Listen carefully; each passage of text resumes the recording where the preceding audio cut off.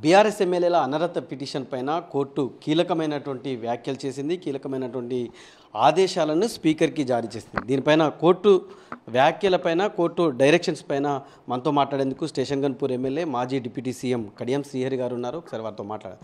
Sir, court ఇచ్చినటువంటి డైరెక్షన్స్ని మీరు ఎట్లా చూస్తారు? హైకోర్టు తీర్పును మీడియా ద్వారా నేను తెలుసుకోవడం జరిగింది.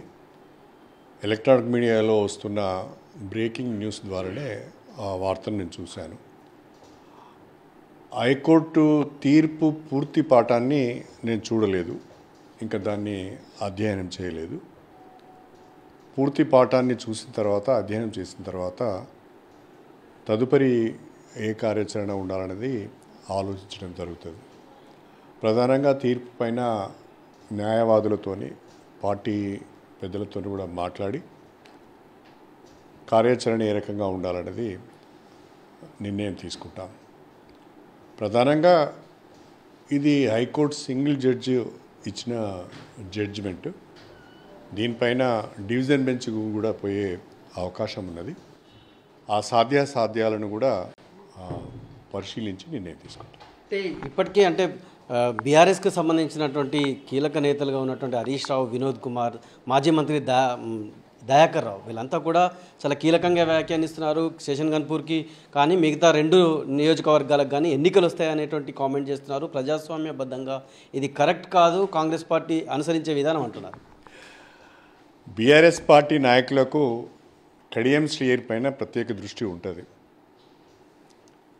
బీఆర్ఎస్ పార్టీ నాయకులకు పార్టీ ఫిరాయింపుల మీద మాట్లాడే నైతిక హక్కు లేదు.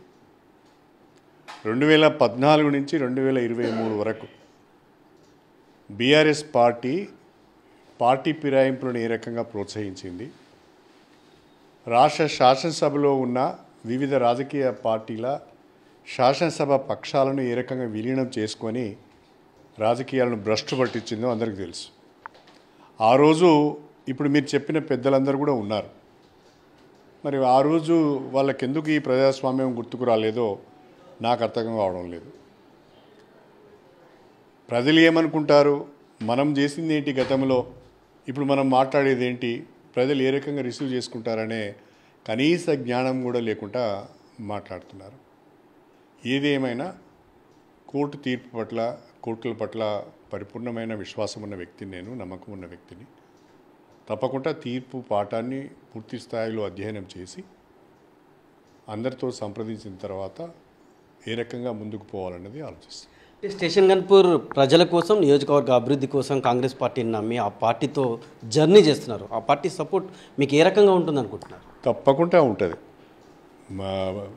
నేను వ్యక్తిగతంగా నా ప్రయత్నం ఉంటుంది, నా పోరాటం ఉంటుంది. పార్టీ పెద్దల యొక్క సపోర్ట్ కూడా ఉంటుంది. కానీ ఇదే కాంగ్రెస్ పార్టీ హిమాచల్ ప్రదేశ్లో రాజ్యసభ ఎన్నికల్లో 5 శాసనసభ్యులు ఓటేస్తే వితిన్ 24 అవర్స్లో డెసిషన్ తీసుకుంది. వాళ్ళకు పెన్షన్ కూడా ఇవ్వద్దని చెప్పి ఒక చట్టం తెచ్చింది. అటువంటి పార్టీ మీకు ఈ రాష్ట్రంలో మీకు ఏ రకంగా సపోర్ట్ చేస్తుంది? ఇప్పుడు పార్టీ ఫిరాయింపులకు సంబంధించి సుప్రీంకోర్టే 2 భిన్నమైన తీర్పులు ఇచ్చింది. 5 జడ్జెస్తో కూడిన ధర్మాసనం ఒక తీర్పు ఇస్తే 3 జడ్జెస్తో కూడిన బెంచ్ ఇంకొక తీర్పు ఇచ్చింది. రాష్ట్ర హైకోర్టు గతంలో డివిజన్ బెంచ్ ఒక తీర్పు ఇచ్చింది, దానికి భిన్నమైన తీర్పు ఈరోజు వచ్చింది.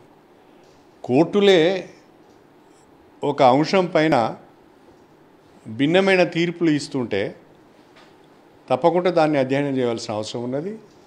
పెద్ద ఎత్తున రాజ్యాంగ ధర్మాసనం ముందుకు కూడా వెళ్ళి దీనిపైన చర్చ జరగవలసిన అవసరం ఉన్నది.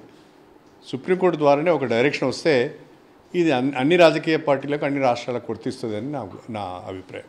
సో ఇది కోర్టు తీర్పును ఆహ్వానిస్తున్నాను. వ్యక్తిగతంగా న్యాయపరమైన పోరాటం చేస్తూనే అటు పార్టీ సపోర్ట్ కూడా తీసుకుంటానని చెప్పడమే కాకుండా సుప్రీంకోర్టు ఒక స్పష్టమైనటువంటి విధానం, కోర్టులు రకరకాల తీర్పులు ఇవ్వడం, రకరకాల అభిప్రాయాలతో ఉండడం అనేటువంటిది ప్రజాస్వామ్యానికి మంచిది కాదు. సుప్రీంకోర్టే ఒక స్పష్టమైన నిర్ణయంతో ఉంటే రాజకీయ పార్టీలకు ఒక డైరెక్షన్ వెళ్తుంది. ఆరోగ్యకరమైనటువంటి రాజకీయాలు ప్రజలకు అందుతాయి, గవర్నెన్స్ కూడా ప్రజలకు అందుతుందని చెప్పి కడియం శ్రీహరి తనకు సంబంధించినటువంటి అభిప్రాయం వ్యక్తం చేస్తున్నారు.